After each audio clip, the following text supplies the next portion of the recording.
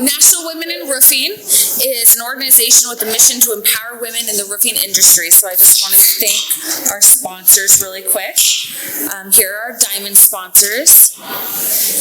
Without them, I don't know what we would do. They're definitely a guiding force behind all of our missions. Our founding sponsors, our platinum sponsors, and here are our speakers this afternoon. Thank you again for joining us, Ms. Francine Campos. Hi. Yes, Ms. Heidi. You don't need to know me. I'm not speaking tonight. I'm just hosting. My name is Brittany Wimbish. I have an undercover fanfare that I will not admit that exists. They're cheering me from the back. Quiet, you're interrupting. What's your name again? I don't have one. So, my name is Brittany Wimbish. I work for Fields Roof Service. I am the events chair for National Women in Roofing. So thank you again for attending our event here at Western States. We very much appreciate it. Francine Campos is from the Chief Human Resources Officer of the National Roofing Company, and Matt Holler, thank you again for coming, is a Senior Global Security Manager at Owens Corning. They graced us with their presence down in Florida not 2 months ago, and now are joining us here for their talk.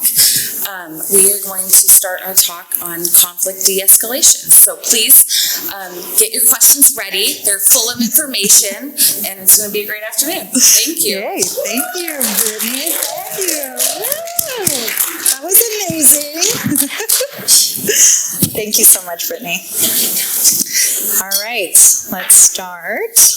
All right, so everybody take a look at these pictures. Have you been there? Probably. Right? You know, mad, upset, at work. It happens. It's very common, as you know. If you haven't dealt with it, I'm happy for you, but you probably will in the future. So Matt and I are going to discuss some de-escalating techniques to help you kind of just de-escalate these type of situations. So there's two things you could do. You could de-escalate, or it could lead into, you know, violence or even more arguments, and that's what we do not want to do. But we want to encourage kind of disagreements in the workplace, because a lot of good stuff come out of that. And we'll talk about that in the next few slides.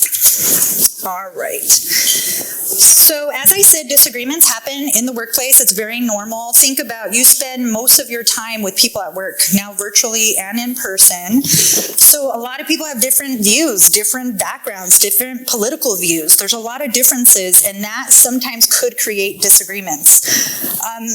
If you find yourself in an argument or, you know, a situation that could be escalating, keep calm. You're going to hear that word a lot throughout this presentation. The objective is to keep calm before it escalates. And the most important thing here is, like, we can't solve the problem unless we de-escalate the situation, right? So you can't solve a problem being heated in the moment. You really need to stay calm, get into your, like, sage mindset, some people call it that, and then solve the problem. So what is workplace conflict? So, okay, that's nice. So it's disagreements or discord within an organization.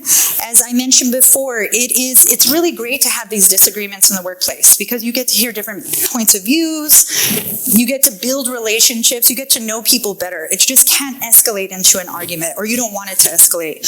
But, you know, what comes out of it is great new ideas, building better teams, healthier workplace culture. Everybody wants to work in a company that you could be open and share your point of views without having that kind of heaviness of maybe it could lead into conflict, because that's not what you want. All right, so now I'm going to hand it over to Matt, and he's going to discuss some tips on how to de-escalate conflict. All right, Just let me thanks, Francine. Yeah, I like the comments about it's normal, and it's something that you should encourage disagreement, because that gets the dialogue going. And we think of ourselves at Owens Corning kind of as a family, and families argue, right, and families disagree. So it's normal. So just a couple kind of high-level tips that we'll go through. Really the big one I want to focus on is listening. I was in law enforcement, so anytime I was successful when I was talking to somebody, it was when I was listening more than I was speaking, right? I was hearing what they had to say. connecting versus winning. It's not a competition. Partnering. Focus on what you're doing together, we, us, versus what you are doing, that other person. And if it's a challenging conversation and you can tell it's going that route, just try to make it private. So if you're talking about one of your employees or a coworker or a business partner or really anybody, if it's going to go south, try to take it offline so that it's not in front of an audience, right? I talked a little bit about listening, and de-escalation through active listening is what I'm going to focus on. And these are just some of the high-level things, and I'll go into detail here in a moment on each of these, but just kind of take a look at those. Setting limits is really the only one where you're kind of doing anything where you're trying to really rein the conversation in. Otherwise, you're just keeping it going, allowing that person to speak, connecting with that person, finding ways to just bring things back down to kind of a normal type of interaction. Thanks. So setting limits, indicating the behavior needed to deal with the concern. So again, whoever it is, whatever the relationship is, just putting yourself in there with that person. Dave, I'll spend all day with you, but we've got to lower our voices, or we've got to watch the profanity, or, things are really getting escalated. Let's sit down and let's just talk about it, right? Being open-ended and ready to listen. Again, that's that part where you don't have to speak. Let that person vent if they're charged and upset or angry, and promote that from them. Well, what's going on? I see something's going on. Why don't you explain kind of where you're coming from? What's the deal? Ask clarifying questions. If you kind of put yourself in that conversation and you ask that person, I think I heard this, but could you explain or put it out there so that it kind of shows you're interested. They don't need to be aggressive. The conversation doesn't need to progress the way it's going. Again, the example, hey, is this the first time you experienced this type of thing? Who are you working with? I want to hear more. Tell me more.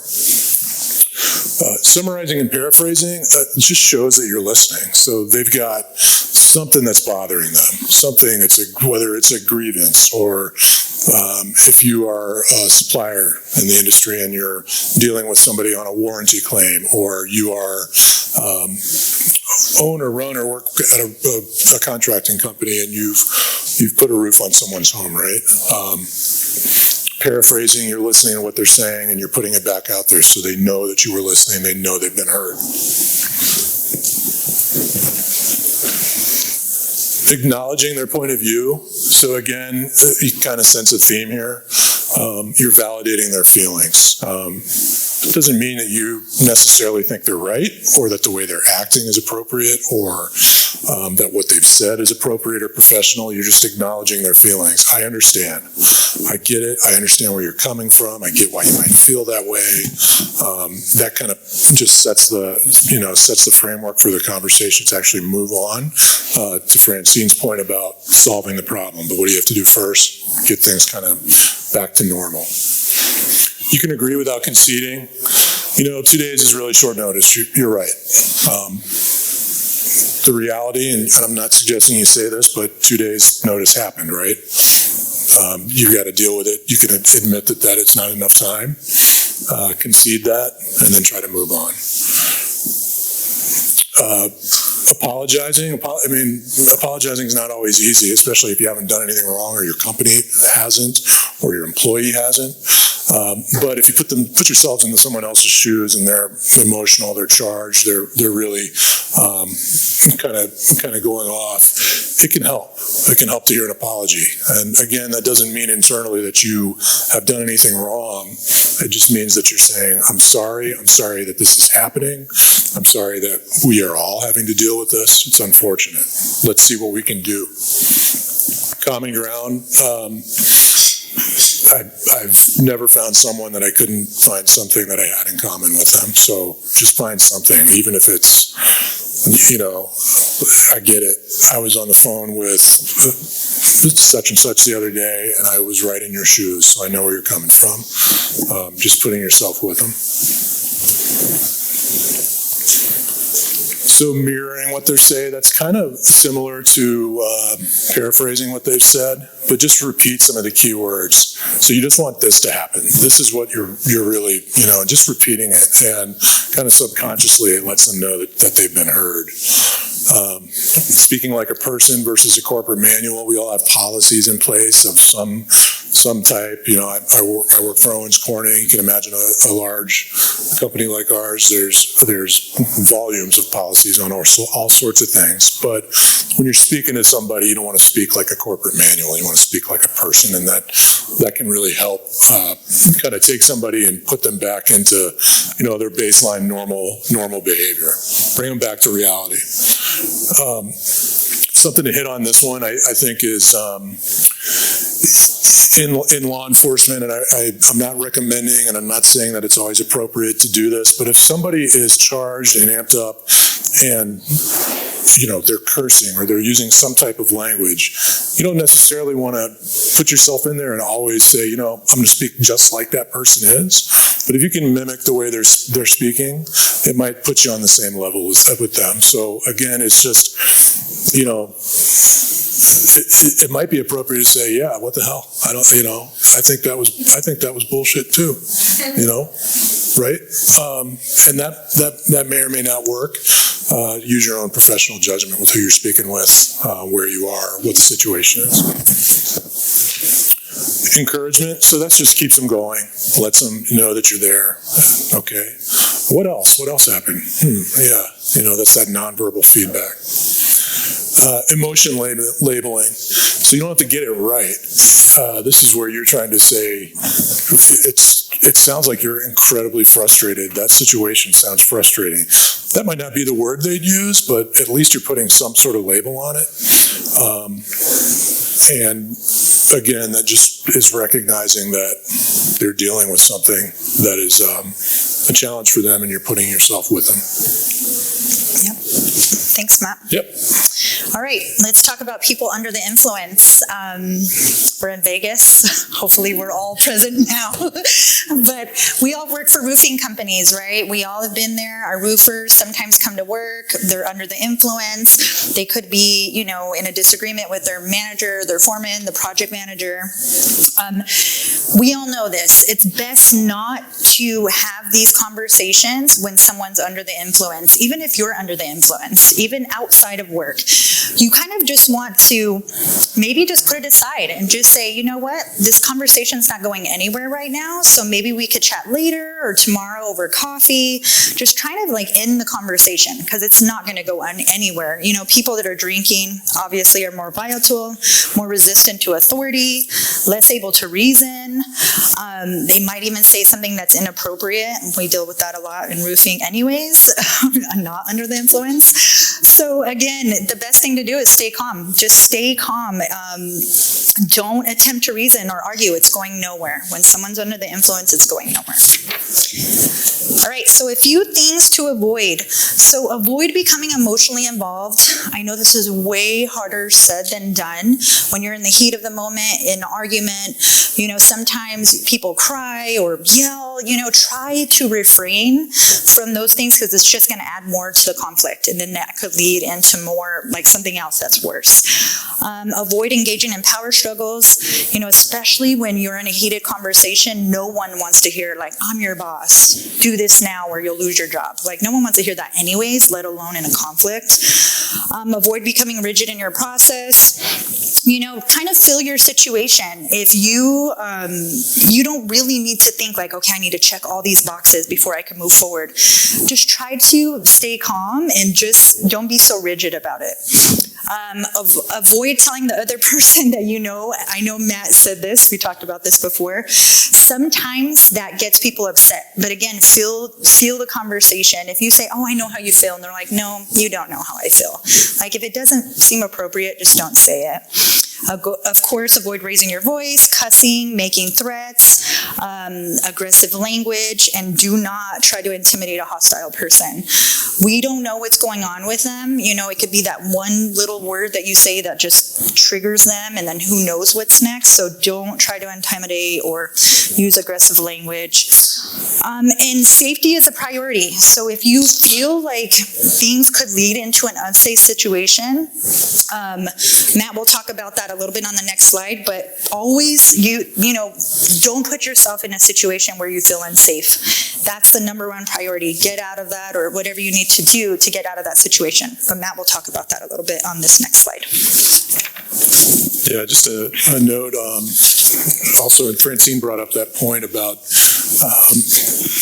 you know, being authentic. So just make sure, I mean, when you're thinking about this, you can say certain things, but it's got to be authentic. So just be genuine, be yourself. But so some personal safety and security kind of recommendations. So if it's an employee or a colleague or something, try to do what you can to plan in advance how you're going to have that conversation. But either way, just keep these things in mind. So find a way to excuse yourself, leave the area.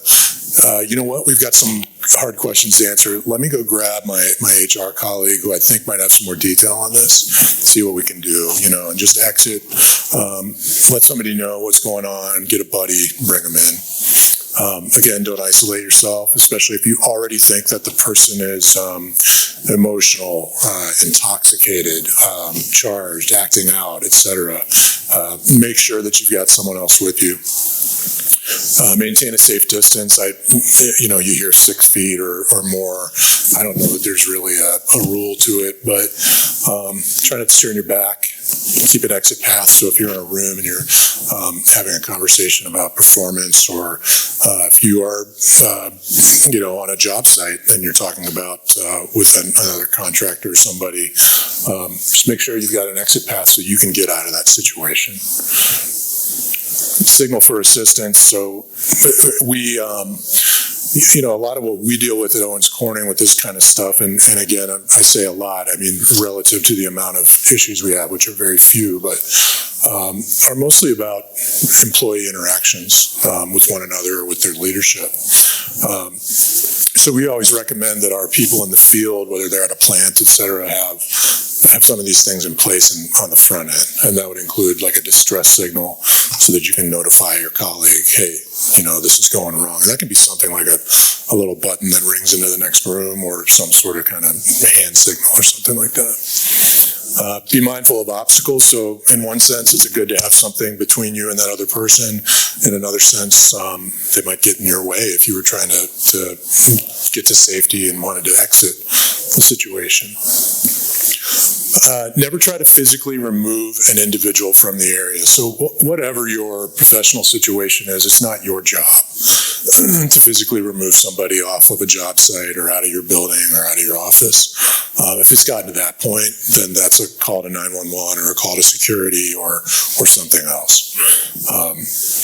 You know, even a gentle push or grabbing of an arm could be interpreted as assault by an angry or an agitated person. So that's very true. So I recommend overall just being careful there. If this is somebody that you have a relationship with, a long-term relationship with at work, you might put a hand on a shoulder and say, you know what, let's go over here, Matt. Let's just talk over here. But you need to make sure that you know that person and that relationship's already there. All right. So does anybody have any other, you know, de-escalation techniques that they used in the past that worked that you might want to share with everybody else? Or honestly, any situations, you know, that you've been in that you could share that might be, again, helpful to anybody else? No. Good. Yeah, of course. So, for example, I love the stay calm. Is there something that you can recommend for like not taking it on, like as far as somebody's upset or frustrated? Almost like, because I kind of consider myself an empath. It's like, oh my gosh, I did something wrong. What did I do? I don't like feeling that way. So I don't know if there's like something you can recommend as far as like, okay, this is clearly something that they're dealing with. It's not something that I did, but how can I help without taking on the energy? Yeah. Good question. Yeah, I mean, for my part, it's just valuable to remember that you can control only yourself and your own emotional response, your own reaction, your own thoughts, all those things. You can't control that other person. Once they've kind of gotten to a certain point, you can help guide them and try to coach that conversation. But, it's their behavior is their behavior. It's just something you kind of got to think through, at least for my part. I know what you mean, being kind of empathetic, wanting to do what you can, and almost making sometimes, if you didn't get the outcome you wanted, it's almost like, what did I do wrong? I could have really, feeling almost like you failed there, but it's really not the case, and you just kind of got to be reflective on it, I think. That's my best advice for it. But. Yeah, it's hard to say, but kind of what Matt said. Yeah, you just kind of have to really pull yourself away from that situation, and you don't know what they're going through or what caused them to get to that situation, but you kind of have to just really be aware and kind of pull yourself out.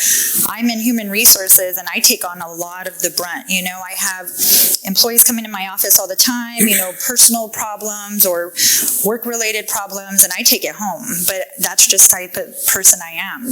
I wish I didn't, but it really bothers me inside.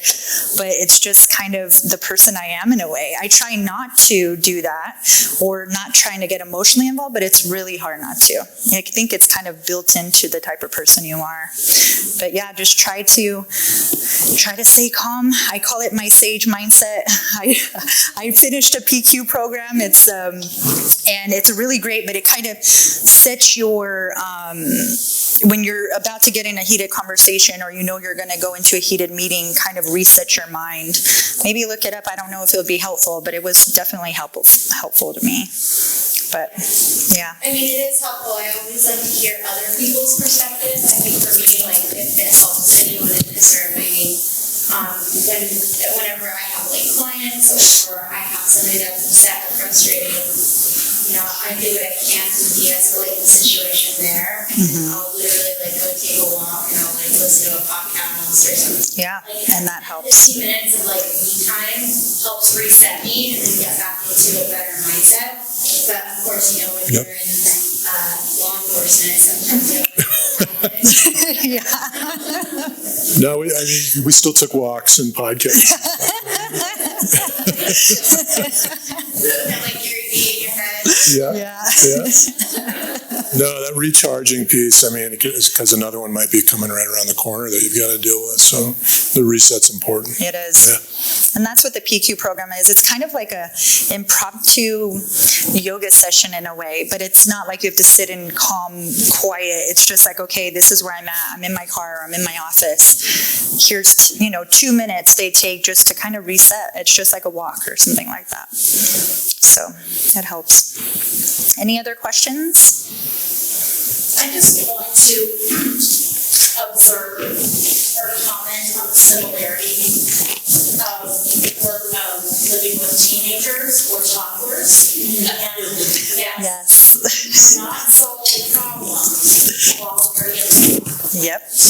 And that really resonates with me. So if that's the rule that should apply to toddlers, teenagers, and coworkers, then maybe that's just a good overall Yeah. rule. You cannot solve the problem when you're in the middle. You have to de-escalate before the problem can be solved. Yep.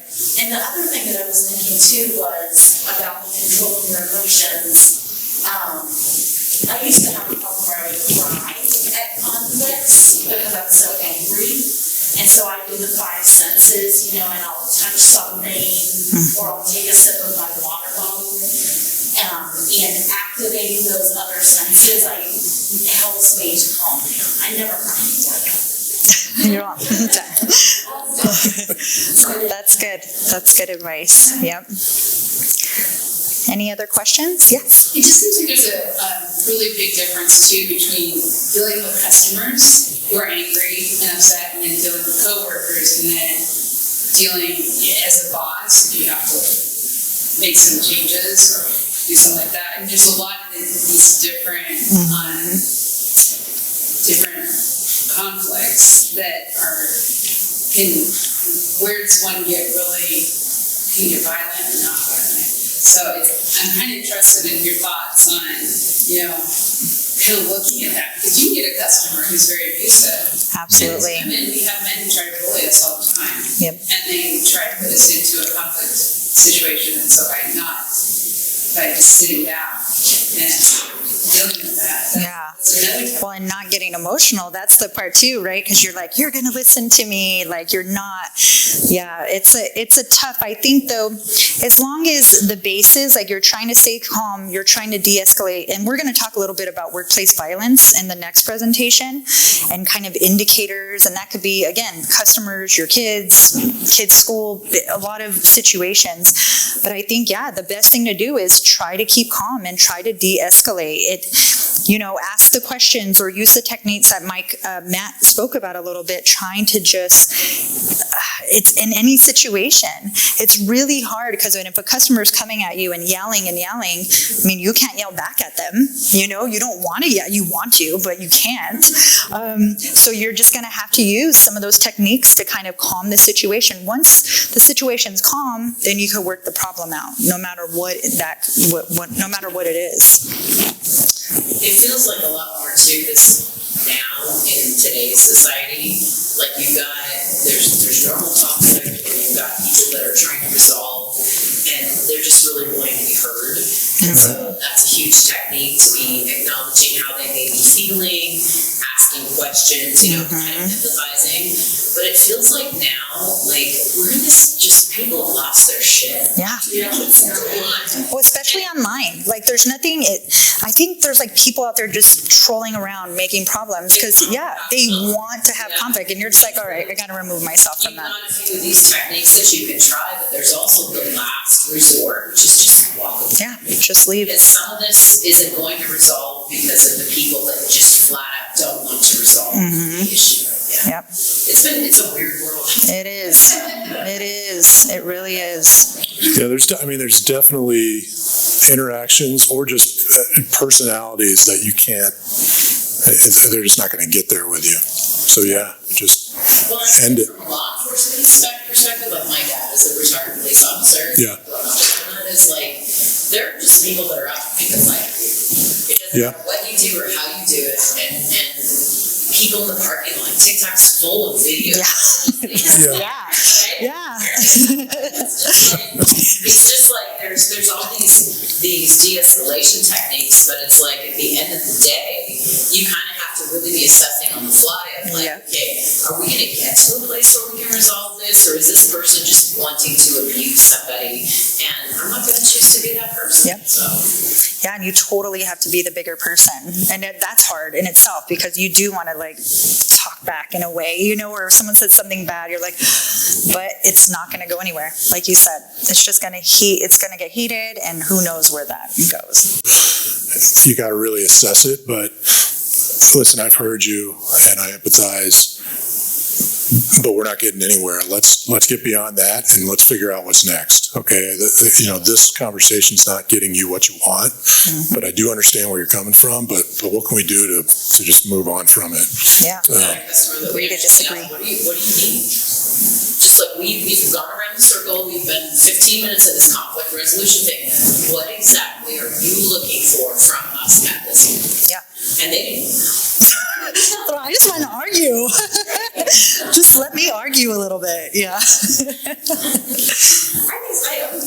had a neighbor that I kind of sold this with in this neighborhood, and their dogs seem to think that it's okay to come and do its business on my yard. The HOA, I had a letter sent from HOA, and we had a conflict, and I think just silence. I just went dead silence. When I would see him out walking his dog, I would just turn my head, take my dog go the other direction, just avoidance and silence. And then one day, I was getting ready for a Zoom meeting for my company, and I had a knock on my door, and it was him, and he was at my front door, and I was like, oh my goodness, I don't know if he's going to come and yell at me or what. And it was I don't know what to do. I answered the door. He was nothing but apologies and saying, I'm really sorry, I wronged you. And it was going on for months. I mean, it was I was silent for probably 3 months, and then he just conceded basically and just said, I'm sorry, I wronged you. And that was now when I drive in my neighborhood and he sees me out walking my dog, he's all waving. I'm like, oh. Sometimes not doing anything and just being a bigger person. Yeah. It does, absolutely. All right, any other questions, comments, or anything? Question on the HR thing, because I'm going to be facing this when I get back. Yeah. I have a firing situation, and I'm not looking forward to it. Is there a way that you can soften the blow? No. No. I mean, it's very scary because people don't want those jobs in this world right now, and I'm just kind of, I don't say fearful, but I just know that it's not going to be a, a pleasant situation. So, Yeah. Don't do it alone. Yeah, definitely. Yeah. To Mike's point, don't do it alone. We, unfortunately, of course, with the pandemic, we had to let go of quite a few people, and some of them I lost sleep over it the night before. I'm like, oh, what do I do? Or we knew one of our employees was like a firearm dealer. It was legal, but sounds crazy. But so I thought, oh my goodness, he might have a gun in the car. And then what if he runs to his car? Like, I start to create these scenarios. The meeting it didn't happen. I think we create these scenarios in our head because we're a little fearful of it. But also, I felt comfortable because I called APD, which is our local police department. They sent somebody and they were sitting outside, and they also stayed the next day. So there's things that you could do like that just to keep a little, calmness around. Do you have any other? Yeah, I mean, this concept of the soft termination, I don't know if you can offer them, like a modest or appropriate severance or some sort of benefits continuation or access to, career counseling or something like that. We do that at Owens Corning, depending. Yeah. Next steps. Yes, help them with their unemployment. Yes. Yeah, and there's no point too. I always say, like, when you're terminating an employee, like, just get to the point. There shouldn't be no conversation back and forth. The decision has been made, and it's unfortunate. Sometimes you have to say that. We can't change our minds here. But I'm going to help you. Sometimes I'll help people apply for unemployment or COBRA, like totally not part of the job, you could say, but it's just showing them that you care even after. I think it's whatever you could do. And like Matt said, like, if you could offer severance, or like you may cover their COBRA for an additional month, or even a sheet. We have a sheet too that's just like, this is where you apply for unemployment. These are the upcoming job fairs. Just anything that you could do to help them on their next step, because losing a job no matter what is so impactful to their lives. So to let them know that you care even after makes a huge impact. Yeah. I always ask I always ask if there was an interpersonal conflict between the employee that's going to be terminated and their manager or the HR person that they work most closely with. And if the answer is yes, then they shouldn't be conducting that termination. It should be a neutral party with some authority. Maybe that's even a little bit removed from their daily work, but they would recognize as someone in your organization of a position of authority. Yeah. And also to have somebody else there with me. Oh yeah, never terminate. Sure. Yeah, never alone. And even, the awkward, like, let me walk you to your desk so you could get your things, like, that is the most awkward situation for them and you. It's just so awkward. So I always offer, like, do you want me to, I could do it, I'll meet you off hours with someone else, or I could pack it up for you and take it to you or mail it to you, like, because that's somewhat, like, very awkward. You're just, like, standing over them, like, get your things. Yeah, it's just, and plus, if you trust them to work at your employer for that long, why all of the trust out the window just because you let them go? So try to work that out, because it's always so awkward. It's weird. Any other questions? All right, cool. So we're going to move on to the next topic, what is workplace violence? There's been violence everywhere lately. Schools, employers, concerts, movie theaters, everywhere, right? And so this, again, applies to workplace, but also maybe to your kids' schools or how you run your household. If someone comes in your household with a weapon, what do you do? Have a plan, but we'll talk about that a little bit.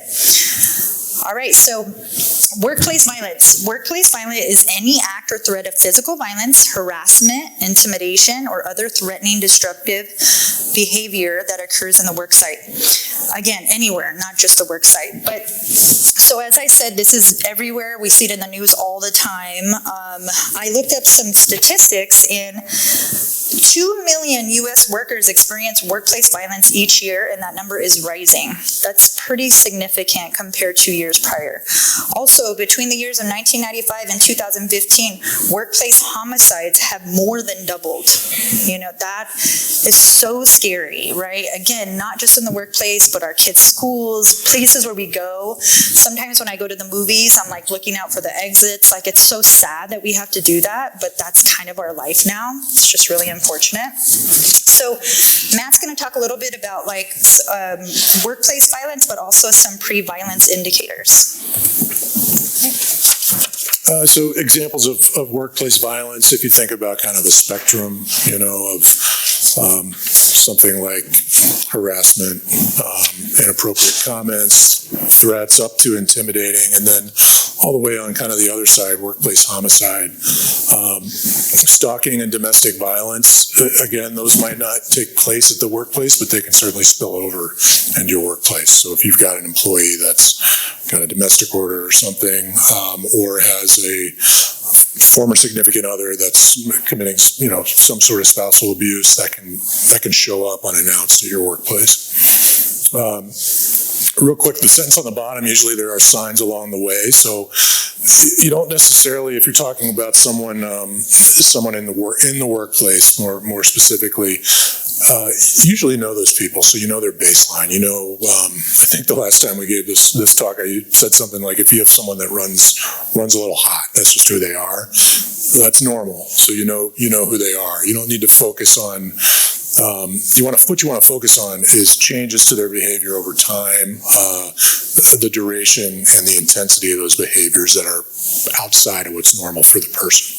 Mm-hmm. And one thing I wanted to ask or add about the domestic violence. So when we were in Orlando, a woman shared that a lady and her husband were going through a divorce, and her husband was outside and he was threatening to kill her. Like, he was like, "I'm here to kill you." Well, the employer knew because she had a restraining order. So if you guys have, you know, a policy, or maybe not a policy, but just talk to your employees. Like, if you have restraining orders against anybody, let us know, because the best thing that happened was all the employees noticed him outside and they created a barrier, and they pretty much saved her life. Like, he was there to kill her, unfortunately. So that's something that we don't really think about in HR, but, you know, or even outside of HR, like, be open with your employees and tell them, please let us know, because we want to protect you, but we also need to know, because if they're coming to your workplace and you have a restraining order against them, they're not here to do anything good, you know? So just be sure to add that. In our state of Washington, restraining orders are pretty much a joke.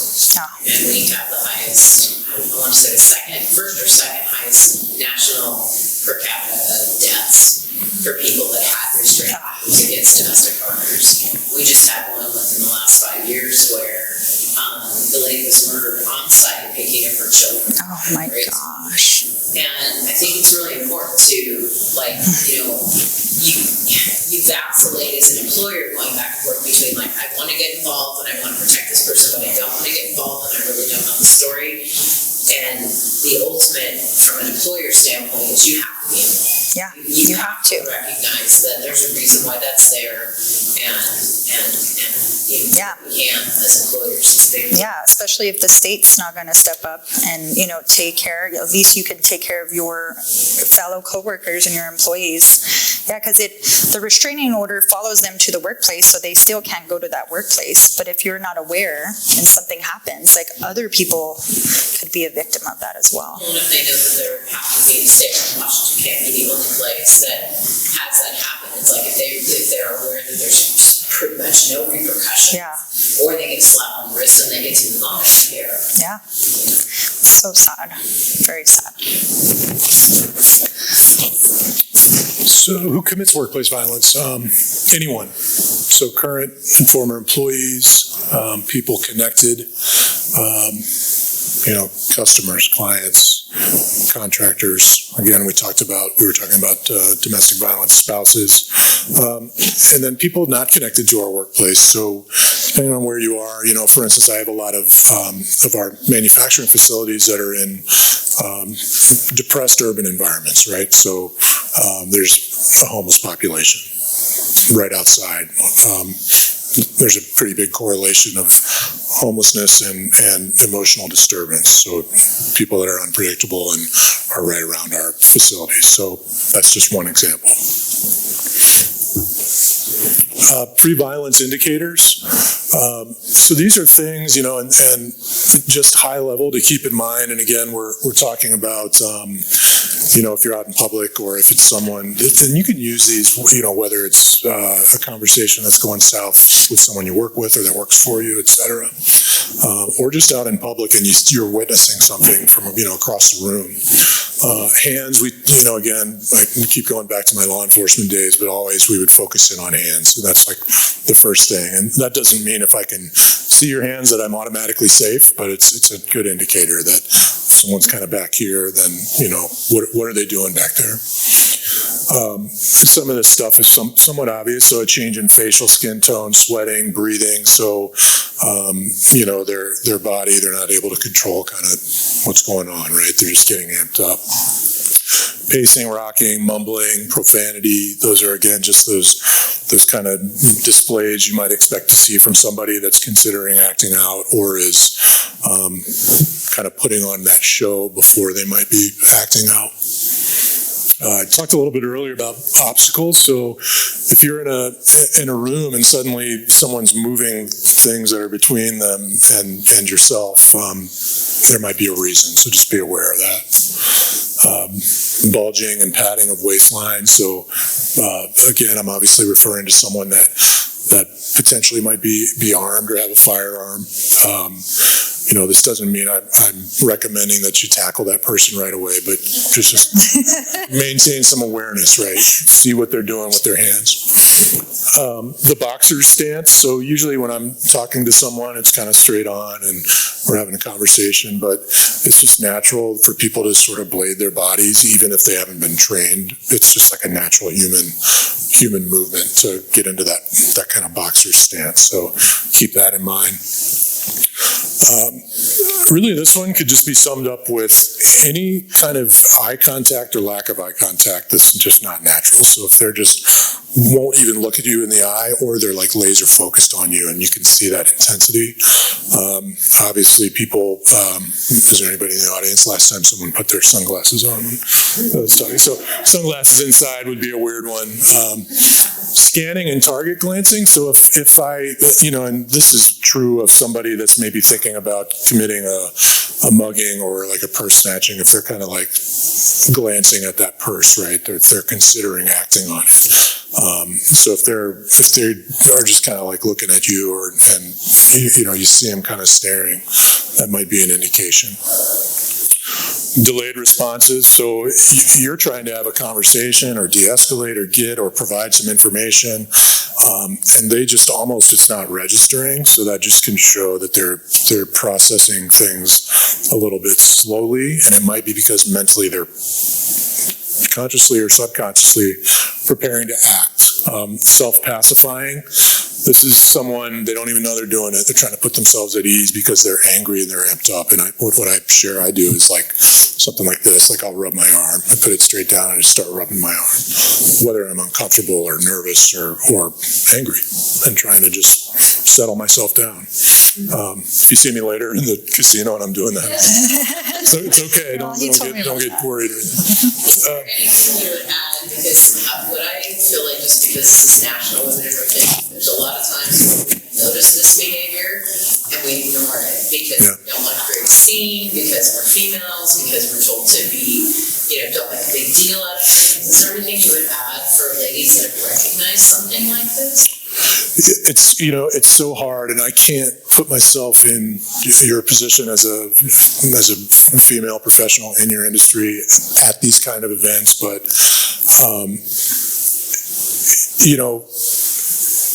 it's important to be polite, right? but not at the expense of your safety, your comfort, your right to be safely in a space just as much as anybody else. And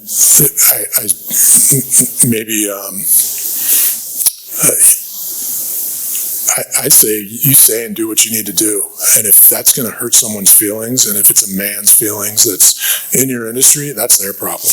Yep. That's my opinion. I know that doesn't solve the problem for you, because you've still got to work in an industry where people maybe talk about things, and even though you were doing something that is totally appropriate by saying that's not appropriate behavior, or things are getting a little heated, I think you guys maybe should settle down. Probably could get twisted and turned around, and then suddenly it's a story about you, right? That's not fair. We can't change that today. But yeah, it's not your responsibility to keep somebody comfortable if they're the ones that are acting inappropriately. That's my thought. Yeah. Actually, just my 2 cents on this, and I've been doing trade shows for a long time with a lot of young women and myself. You need to remove yourself from that area. Yeah, and I absolutely agree with that. Yeah. It's totally not our job to deal with drunks or people who are heavy duty syndicators, as far as I'm concerned. It's my job to walk out, find somebody that can sit for insecurity, and let them handle it. Because Agreed. I've been in these situations many times, this kind of things in bars and at trade shows, and I don't tolerate it. Yeah.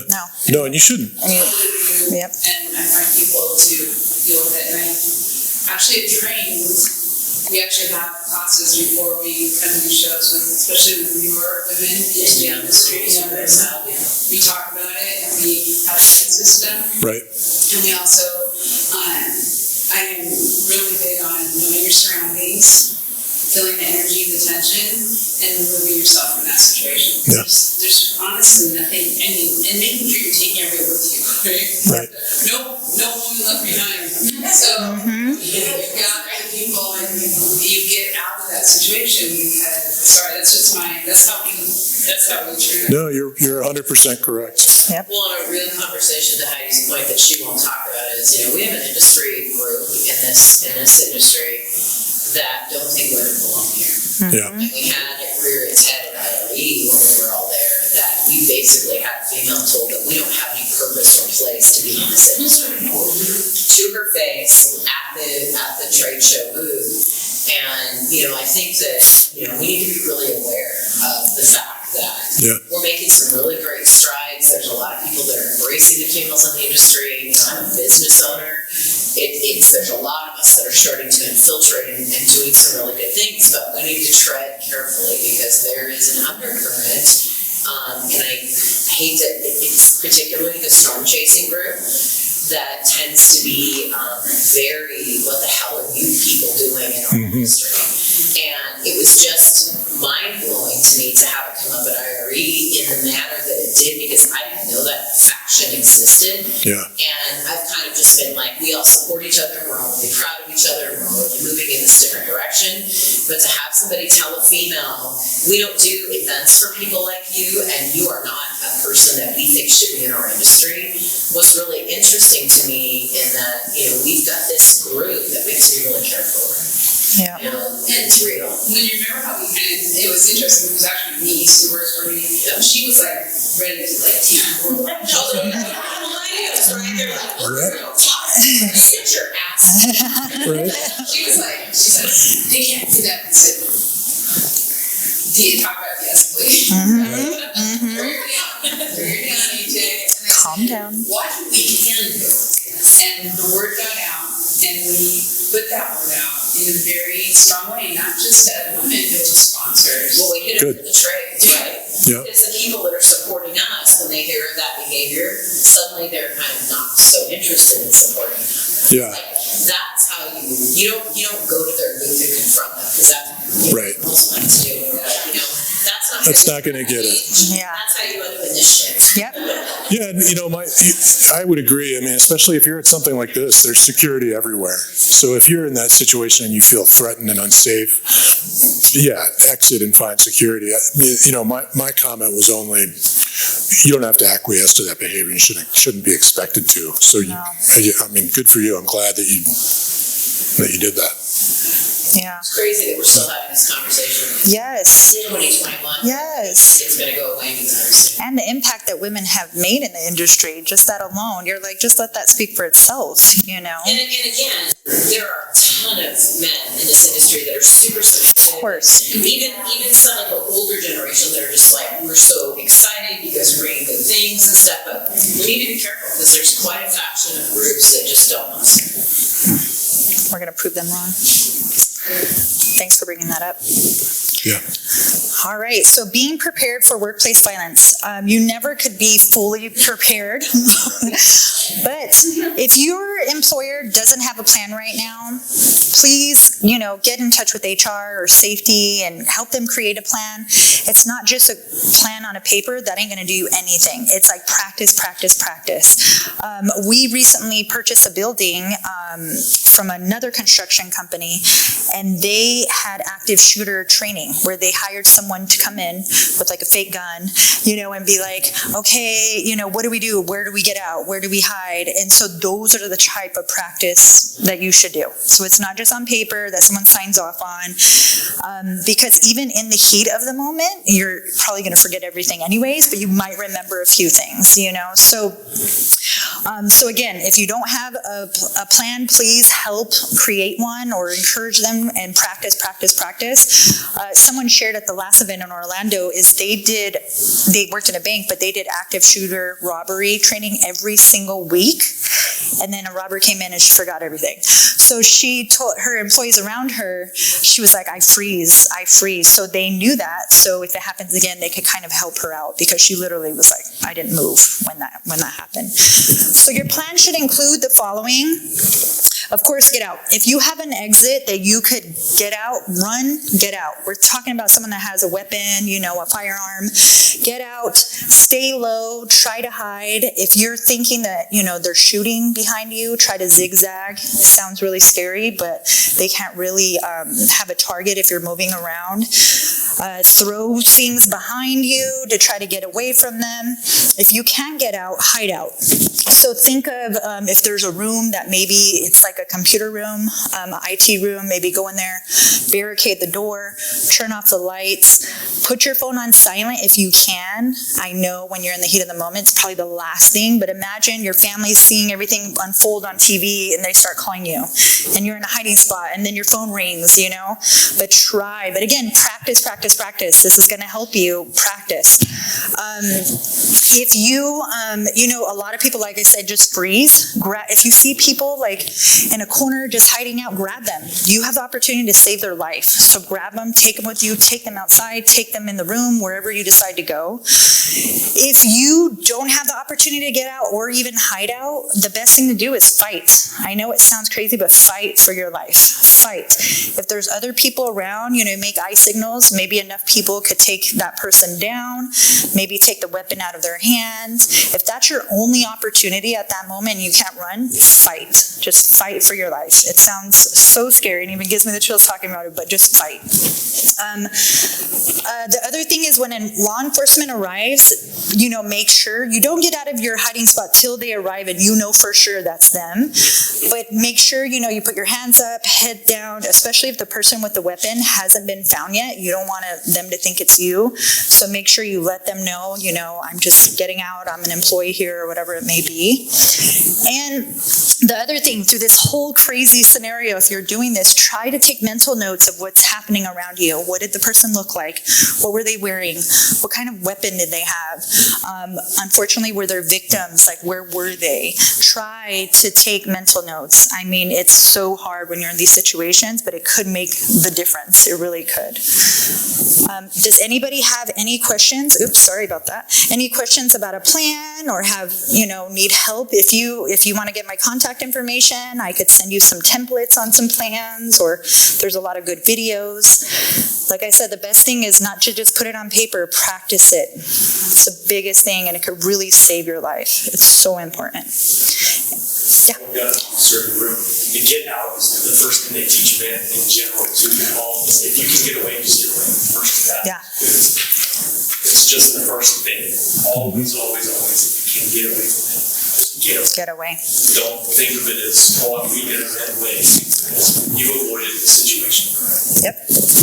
Yeah, and that's why it's so important for your employees to know where exits are. You know, we did about a year ago, we did a quick survey, like, do you know your closest exits? No. Most of our employees didn't. They knew the door to get in and the door to get out, and that was it. That's right. But there's staircases, there's other ways out, through windows, there's other ways out. So everybody needs to know that. And again, if you can't get out, hide, turn off the lights, go into a room, lock the door, barricade yourself in. But yeah, you want to get out. If you could get out, get out. What you were talking about practicing, and it's like it feels silly while you're doing it, but I attended a 6-week class. It was like a self-defense class about stuff, and the last class was a man about your size in full combat gear that attacked us, and it's amazing how your brain just goes blank. Yeah. And so, when you practice those things, you have repetition to draw from, but when you haven't really had that happen, it's like, we did this move, and we did this move, and we did this move, 6 weeks of class, and this guy came up and did it to me, and I was like, what do I do? Froze. You feel so dumb, but it's like when it's instant and it happens, your brain just really functions differently. So, making it as much as you can a realistic replication of what you're supposed to be doing is good. It is. Yeah, I got my level 3 security so I could have my gun in New Mexico. And they spray you with pepper spray, right? And the man's like, yeah, we're going to spray you. You're going to put your head in this bucket. He sprayed me, and I was like, oh my gosh, what do I do? He's like, put your head in the bucket. And I'm like, okay. Yeah, and it's so simple, No one was chasing me with a gun or anything. But yeah, you have to practice. You have to practice. He sprayed you with that? You put your head in a bucket of water? Yeah, it was a bucket of water. He's like, stick your head in there, and then that's what water makes it worse. That's horrible. Really? Yeah. Maybe, see, I was smart. Yeah. And then they put like milk on us. It was horrible. It was horrible. But one thing I'd add to the practice piece is, I agree, it's important to practice it and the realism part, but be careful. So if you've got neighbors, make sure they know you're doing it. Oh, yeah. If you've got a local law enforcement agency, make sure they know you're doing it. I would recommend probably not using, if your company uses radios, don't put out radio calls. Make sure your employees know that they're not to use their real phones, because you don't want it to turn into, the police showing up because they think there's a real issue. And that's happened. A lot of companies have gotten bad press after that. So just be careful and plan plan the exercise. So. Yeah, good point. That could be horrible. Yeah. Well, that is everything. Does anybody have any questions or comments? Anything at all? Good information. Thank you. Awesome. Thank you. Thank you for having us. Thank you.